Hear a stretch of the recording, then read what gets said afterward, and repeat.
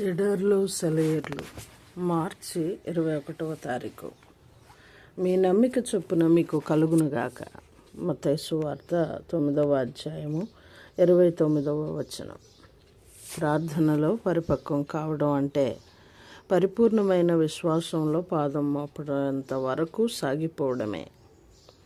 ఇంకా ప్రార్థిస్తూ ఉండగానే మన ప్రార్థన దేవుని చేరింది, అంగీకరించబడింది అన్న అభయాన్ని పొందాలి.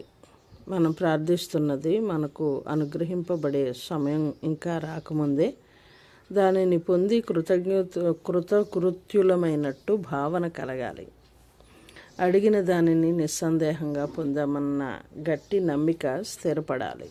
ఈ ప్రపంచం అనిశ్చితము, చంచలము అయినది. దైవ వాక్కుకి అయితే మార్పు లేదు.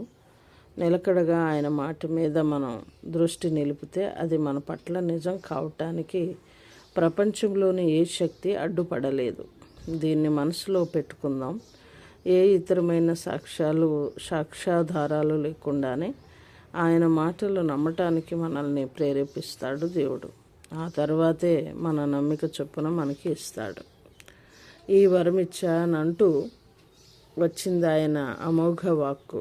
హెబ్రీ 13వ అధ్యాయము 5వ వచనం. మాటకి నిలిచే మా మంచి దేవుడు ఇచ్చాడు మాట చొప్పున నాకు. 2 కొరింథీ 1వ అధ్యాయము 20వ వచనం. పెంతెకోస్తు కాలంలో ప్రార్థన బ్యాంకులో చెక్కు లాంటిది. దాన్ని బ్యాంకులో ఇచ్చి దర్జాగా డబ్బు తీసుకోవచ్చు.